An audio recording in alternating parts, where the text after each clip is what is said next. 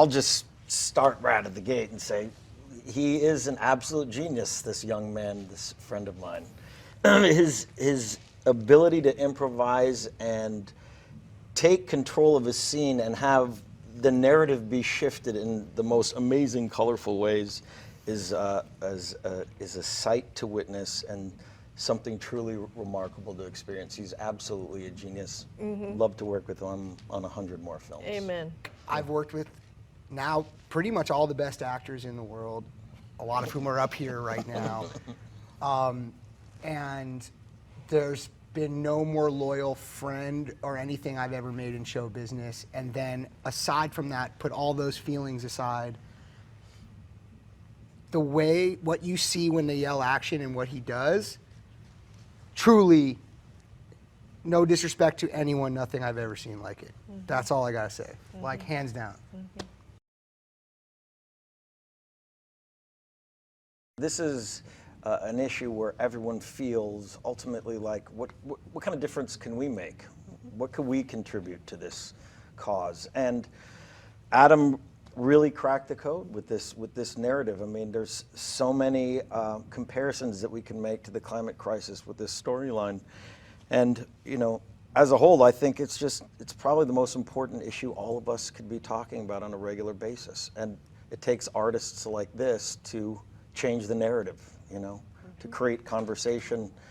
And just an honor to be a part of it, really. This is no way it's ever going to happen, you know, but it's just that glimmer of the human dream where we hope something good is going to happen, even though we know something bad is. And that's sort of the kernel of truth of this, is that we push this information away. Smart people, people who don't have scientific background, everyone pushes it away because it's just too painful. Yeah, sometimes. it's too painful. Yeah. And I said to Adam when we first talked about promoting it, you know, you got to give people 3 things that they can do so they don't want to kill themselves at the end, you know, because it would be great to have 3 things if it were only that simple. But one of them is obviously to vote for people who believe and understand the imminence of this threat to all of our lives. Rich people, poor people, everybody. Everything flows from this. Every issue of injustice, inequity, everything. If we don't survive, none of it matters. I actually made a couple of phone calls to a couple of people who are on morning shows right now and that I admire. Joe Scarborough is one, and Michael Strahan is the other. So I asked them, I actually sent them part of the script. I said, why don't you read this and send it back to me on your iPhone, just tape it. And they did, and I was like, okay, I got some bits here, I got some bits there, but those guys are professional journalists. I mean, this guy is, he's the guy I played is not that. So it was they were very helpful in pulling that off, in helping me to pull that off. I met up with Nick Patel, and he played me the song, and I immediately was like, holy shit. Like, this is, where do I fit? Do you even need me? Like, how do I approach this? And he had something written for me, and we tried that, but it just wasn't working, and I was just like, maybe it'd be better if I approached this like doing my flavor and kind of taking that approach.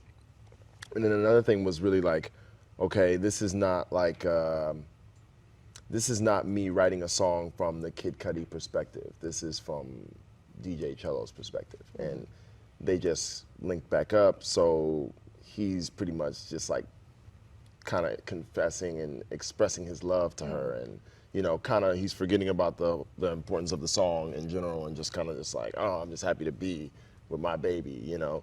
So I kind of just took this approach of just like,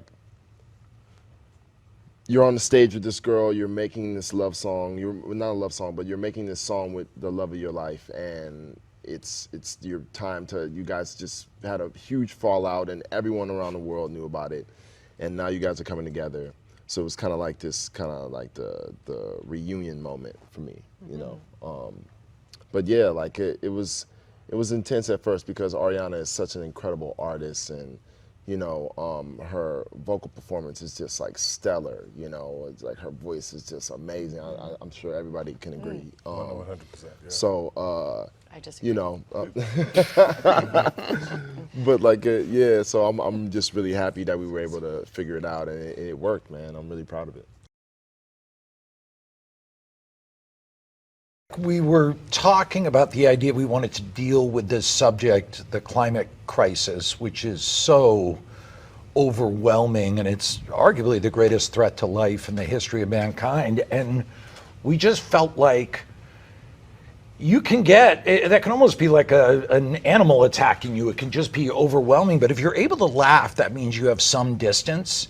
And I actually think that's really important. You can feel urgency, and you can feel sadness, and you can feel loss while also having a sense of humor. And that was really the intention with this movie after the crazy last 5-10 years we've all had across the planet, was that, God, wouldn't it be nice to laugh at some of this and feel the other feelings? So that was kind of the approach, because I think we get hit with sort of the thumping doomsday talk quite a bit, which, by the way, is totally legit when it comes to climate change. But I did think it was important that people be allowed to laugh and have some distance. It's also a great unifier, too. You can't really fake laughter. It's not a political thing. They've tried, but it never really works whenever you try and fake that. So, yeah, that was kind of the thinking behind it.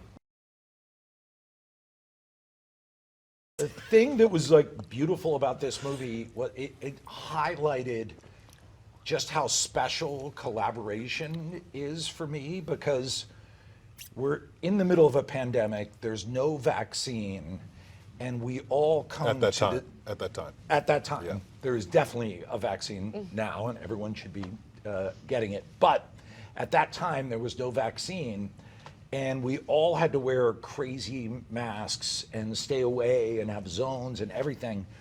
But everyone did it and found a way to be creative in a way that was like genuinely moving and touching. And for me, I feel like the whole time I've been working in movies or theater or TV or whatever, that's the thing that I love the most. And seeing this group do that was just like one of the more special experiences I've ever had. There's a comet headed directly towards Earth. Do you know how many the world is ending meetings we've had over the last 2 years? Drought, famine, hole in the ozone is so boring.